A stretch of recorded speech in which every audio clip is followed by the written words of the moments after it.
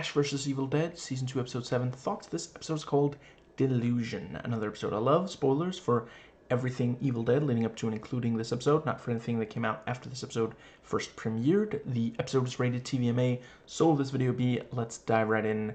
So, yeah, I really love how different this is from pretty much every episode leading up to it. You know, they do manage to fit in some, you know, it remains disturbing and fucked up and all the stuff we love about Evil Dead. The first time we get like proper bloody, brutal, gory violence is fairly late in the episode. I do appreciate they fit some in. The face of Pablo Reg gets, you know, partially torn off. You know, there's the dejoying of Kelly / Amanda. So yeah, yeah. So obviously, when you do this kind of thing in a piece of fiction, this thing of, you know, the protagonist wakes up in a hospital bed and is told that everything up till this point was pure delusion. You know, if you do it very early in a franchise, the audience might buy it, and you know, yeah, you can do some fun stuff with that. Here, it's a bit late for an Evil Dead story to do that, so I really appreciate that they don't really, you know, they're not trying to convince the audience. We're just seeing Bill try to wear down Ash with this stuff, and yeah, lot of fun.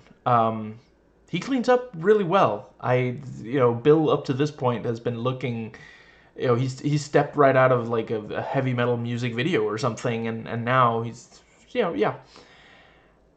And let's see, right, the puppet Ash was a lot of fun, almost as creepy as Warmbo, and just, yeah, a lot of great. I really liked when Ash is like, you know, I'll arrange something good for you if you go with me on this. How about a little Lori doll for you to stick your puppet privates into? You know, just, yeah. Let's see.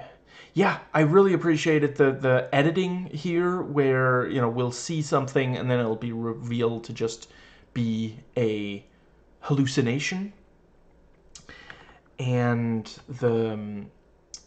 let's see, right, Dana DeLorenzo continues to be really amazing at, like, no matter what they throw at her, what the writers ask her to do, she really, you know, she absolutely nails it. Like, her, you know, anxious and, you know, really terrified and unstable version. You know, yeah, let's go with Amanda for clarity. Amanda really just completely different from Kelly, you know. And let's see, yeah, and you know, she talks about, you know, oh, I've been here 6 years, you know, I'm really good at counting. You want to know how I count? And then she starts breaking her fingers. That's such a fucked up what is she gonna do when she runs out of fingers? You know, but which, you know, I know Ash also makes that. You know, no, you're gonna run out of fingers, which is wonderful, because that's like, that's not the most. Yeah. Let's see, and right, also a Reg, you know, Ray Santiago, fantastic job. Reg completely different from Pablo. And right, I like the detail that when Amanda is like distracting Reg, you know, she's like throwing pills that obviously they wanted her to take, and she's been hiding them, which, you know, I honestly, I don't know how much it happens. I'm not going to speak to, because I don't know how much it happens in real life. But there's a bunch of like TV shows and movies where the patients will pretend to take a pill and then hide, you know. Now, let's see. Right, I liked a couple of references to, you know, well, at least one reference to One Flew Over the Cuckoo's Nest. I'll probably never tire of Lucy Lawless, you know, verbally abusing Bruce Campbell. It's just they're so good together, you know. And apparently in real life they really like working with each other. They're much better friends than you would think from their characters, which is a thing. But you know, it's the same thing with, okay, so these are going to be really dated references, but if you ever watch the British sitcom Allo Allo, Renee and I can't believe I'm blanking on her name, but the character of his wife, you know, in real, you know, in on the show they're constantly bickering, and in real life they were actually really good friends, and actually it hit him pretty hard when she died. And you know, you've also got on the I can't believe I'm blanking on his name too, Drew Carey, the Drew Carey show, you know, Drew Carey himself and the actress who plays Mimi, I want to say, was it the one who, you know, she wears a lot of makeup, you know. On the show, they're constantly at each other's throats, but in real life, they really loved working together. I have no idea if they're still working. I have no idea what Drew Carey is doing these days. I haven't really paid attention to him since he quit. Whose line is it anyway? Anyway, but the let's see. Right. I really loved in this episode when, you know, they're one of the things Bill does to try to wear down Ash is the what's it called, the ECT, and doesn't really, you know, he's like, oh, so keep it going, turn it up. This is, you know, this is just like with Whippets, you know, brings me back to when I was drinking glue and sniffing booze. And yeah, you know, well, okay, if that doesn't work, let's put Chet next to you. You know, let's have him be tortured, and then let's kill him again right in front of you. You know. Oh, I guess that was the first bit of gory, brutal, bloody violence, which was that was also really nicely done, and they just casually put the what's it called, the cover over his face. And I think that might more or less cover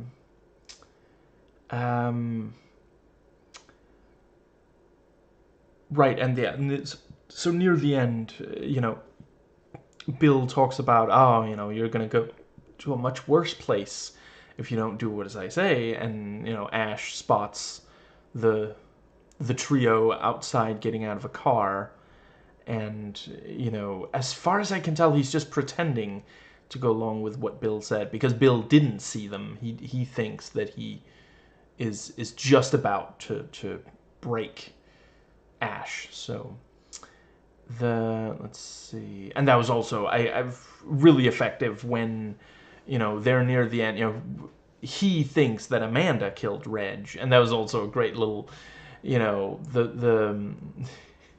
she confuses Deadites with vampires. Oh, like Bloodites, you know. Sunlight doesn't... Okay, Sunlight worked that one time, and there is that flying thing, but it's not a dragon, okay? That was fun. That was, as a nerd, I can recognize when that was some nerd shit right there. Like, it's not a dragon. Sure, it flies and breathes fire, and it's like a dragon in a lot of ways, but it's not really a dragon, okay?